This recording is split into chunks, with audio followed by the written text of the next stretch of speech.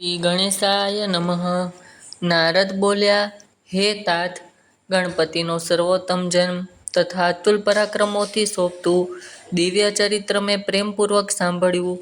પછી શું બન્યું તે સાંભળવાની મારી ઈચ્છા છે.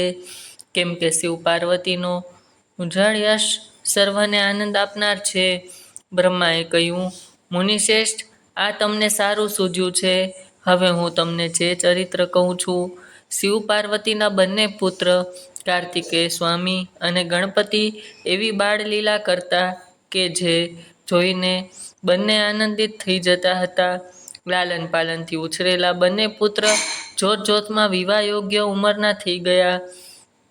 માતા પિતા તેઓના વિવાહ અંગે વિચારણા કરતા હતા. તે વાત કુમાર અને કાર્તિકે અને ગણપતિને જાણવામાં આવી. એટલે બંનેમાં વિવાહ કરવાની એટલી તીવ્ર ઉત્કંઠા જાગી કે હું પહેલા પરણીશ. કુમાર કહેતા તો ગણપતિ બોલી ઉઠતા કે નહીં, પહેલા હું પરણીશ. એ બંને વચ્ચે ઘણી વેળાએ વાત થતો અને એ વાત શિવ પાર્વતીને જણાવવામાં આવતા તે બંનેના આશ્ચર્યનો પાર રહ્યો નહીં. એક દિવસ તેમણે બંને પુત્રોની પાસે બોલાવી કહ્યું, પુત્રો, અમારા મનથી તમે બંને સરખા છો, તો તમારા માટે અમે એક સુખકારક નિયમ ઘડી રાખ્યો છે. તમે બંને વિવાહ માટે ખૂબ ઉતાવળ કરી રહ્યા છો, તો તમે અમારી શરત સાંભળો. તમે બંને અહીંથી પૃથ્વીની પરિક્રમા કરવા ઉપડો. તમારામાંથી જે આખી પૃથ્વીની પરિક્રમા કરી અહીં પહેલા આવશે તેને પહેલા પરણાવવામાં આવશે. આ સાંભળી કુમાર કાર્તિકે સ્વામી તો તરત જ પૃથ્વીની પરિક્રમા કરવા માટે નીકળી પડ્યા. પરંતુ અત્યંત તેજસ્વી બુદ્ધિવાળા ગણપતિ તો ત્યાં જ ઊભા રહ્યા ને વિચારતા હતા કે હવે મારે શું કરવું? અહીંથી હું ક્યાં જાઉં? મારું શરીર ભારે છે, એટલે એકાદ ગાંવ ચાલ્યા પછી હું થાકી જાઉં. આવી હાલતમાં મારાથી આખાની પૃથ્વીની પરિક્રમા કેવી રીતે થઈ શકે? અને તેમ નહીં કરું તો મને વિવાહનું સુખ પણ ક્યાં સાંપડવાનું છે? પછી ગણપતિ પ્રથમ સ્નાન કરી સાથે બે આસન લઈ પાછા માતા પિતા પાસે આવ્યા અને પેલા આસન ત્યાં મૂકી કહેવા લાગ્યા, હે પૂજ્ય પિતાજી તથા માતાજી, આપની પૂજા કરવા માટે અહીં બે આસન રાખ્યા છે. તેના પર આપ બંને બેસીને મારા મનોરથ પૂર્ણ કરો. શિવ પાર્વતી તેમની પૂજાનો સ્વીકાર કરવા માટે તરત જ તે આસન પર બિરાજ્યા. એટલે ગણપતિ હર્ષ પામી તેમનું વિધિપૂર્વક પૂજન કર્યું. પછી વારંવાર પ્રણામ કરતા કરતા તેમણે માતા પિતાની 7 વાર પ્રદક્ષિણા કરી. પછી તે સ્તુતિ કરતા બોલ્યા, મારી ઈચ્છા છે કે હવે આપ મારા વિવાહ કરી દો.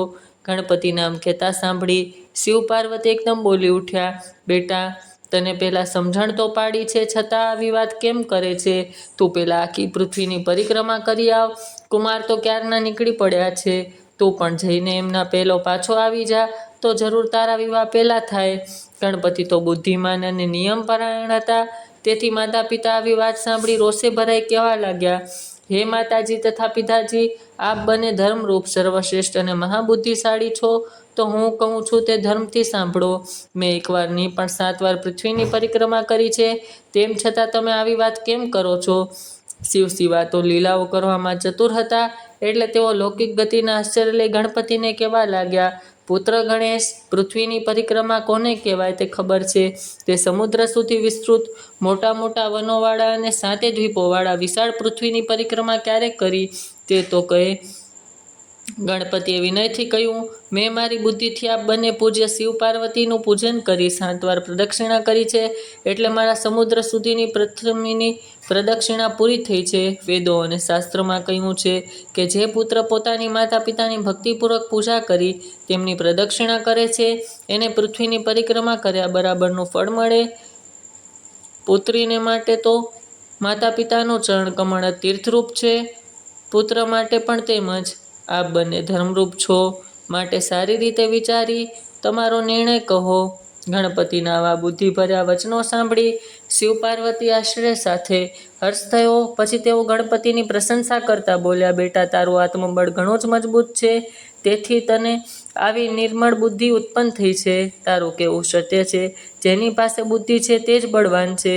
વેદ શાસ્ત્ર અને પુરાણોમાં બાળક માટે ધર્મ પાલનનો મહિમા બતાવ્યો છે. તે ધર્મ પૂરેપૂરું પાલન કર્યું છે. તે જે કર્યું છે તે બીજા કોઈ કરી શકે તેમ નથી. માટે અમે તારી વાત માન્ય રાખીએ છીએ અને વિવાહ માટે તને જ પહેલાં ગણીશું. બ્રહ્મ બોલ્યા, એમ કહી શિવ પાર્વતી બુદ્ધિના સાગર ગણપતિ આશ્વાસન આપી પ્રથમ તેમનો વિવાહ કરવાનું વિચાર્યું. એ અરસામાં પ્રજાપતિ વિશ્વરૂપને ખબર પડી કે શિવ પાર્વતી તેમના પુત્ર ગણપતિના વિવાહ માટે વિચાર કરી રહ્યા છે.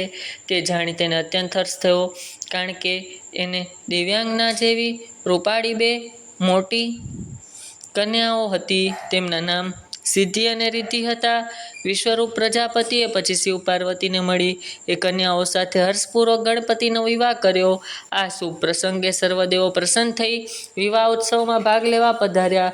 વિશ્વકર્મા આ વિવાહોત્સવના શુભ પ્રસંગો એવી રીતે દીપાવ્યો કે દેવો અને મુનિઓ અત્યંત હર્ષ પામ્યા, અને ગણપતિ તો આવી સ્વરૂપમાં અને સર્વગુણ સંપન્ન બંને પત્નીઓ મળવા અવર્ણનીય આનંદ થયો.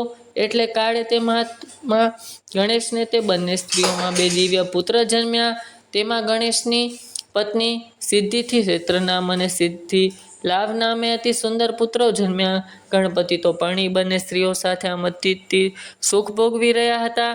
ત્યારે તેમના ભાઈ કાર્તિકે એક દિવસ આખી પૃથ્વીની પરિક્રમા કરી પાછા આવ્યા. બરાબર એ જ સમયે તેને નારદ કાર્તિકે પાસે પહોંચી ગયા ને તેમને ગણપતિનો સર્વ વૃત્તાંત કહ્યું. એ સાંભળી કાર્તિકેયને મનમાં ઘણો ઉદ્વેગ થયો. તેઓ ક્રોધિત થઈ માતા પિતા પાસે ગયા અને પોતે કોંચ પર્વત પર જાય એમ કહ્યું. શિવ પાર્વતીએ કાર્તિકેયને ઘણો વાર્યો, પરંતુ તે તો તેમને પ્રણામ કરી તરત જ ત્યાંથી કોંચ પર્વત પર ચાલ્યો ગયો અને હજી પણ ત્યાં જ રહે છે અને કેવળ દર્શન માત્રથી સર્વ લોકોના પાપ દૂર કરે છે. તે દિવસથી આજ સુધી શિવપુત્ર કાર્તિકેયનું કુમારપણું પ્રસિદ્ધ થયું છે. એમનું નામ ત્રણેય લોકમાં વિખ્યાત થયું. તેઓ સર્વ પાપહારી, પુણ્યમય, શુભદાયક અને ઉત્કૃષ્ટ બ્રહ્મચાર્યની શક્તિ આપનારા છે. કાર્તિકે પૂનમે કૃતિકા નક્ષત્ર યોગ હોય ત્યારે જે મનુષ્ય કાર્તિક સ્વામીના દર્શન કરે તેના સર્વ પાપ બળી જાય છે અને તે મનવાંછિત ફળ મેળવે છે. કાર્તિકેયના ગયા પછી પાર્વતી તેમને વિયોગ ખૂબ સાલવા લાગ્યો. એટલે એક દિવસ તેમણે મહાદેવને કહ્યું, હે પ્રભુ, મારે કુમારને મળવા કોચ પર્વત પર જવું છે, તો તમે મારી સાથે ત્યાં ચાલો. ત્યારે પાર્વતીને સુખ આપવા નિમિત્તે પોતાના અંશથી એ પર્વત ગયા અને મલ્લિકાર્જુન નામક સુખકારક જ્યોતિર્લિંગ રૂપે ત્યાં પ્રતિષ્ઠિત થયા. આજે પણ ત્યાં પાર્વતી સહિત શિવ દેખાય છે. તેઓ સજ્જનોને ગતિ તથા સર્વ ભક્તોના મનોરથોને પૂર્ણ કરનાર છે. હે મુને, તમે કાર્તિકેય અને ગણપતિના ઉત્તમ ચરિત્રને જાણવાની ઈચ્છા કરી હતી તે મેં તમને કહ્યું. આ ચરિત્ર સાંભળનાર મનુષ્યની સઘળા મનોરથો નિસંદેહ સફળ થાય. આ અનુપમ આખ્યાન વાંચનારને સંભળાવનારને બ્રાહ્મણ તેજવાળો થાય, ક્ષત્રિય વિજયી થાય, વૈશ્ય ધનથી સમૃદ્ધ બને અને શૂદ્ર ધનની સમાનતા પામે. નિષ્કામ ભાવિક ભક્તોએ હંમેશા આખ્યાન સાંભળવું, કેમ કે શિવ સાથે એકતા સાધનારૂપ કલ્યાણ સ્વરૂપ છે. ઇતિ શ્રી શિવ મહાપુરાણમાં બીજી રુદ્ર સંહિતામાં કુમારખંડમાં ગણેશનો વિવાહ મહોત્સવ ગણપતિના વિવાહનો વિચાર નામનો અધ્યાય સંપૂર્ણ. ઓમ નમઃ શિવાય.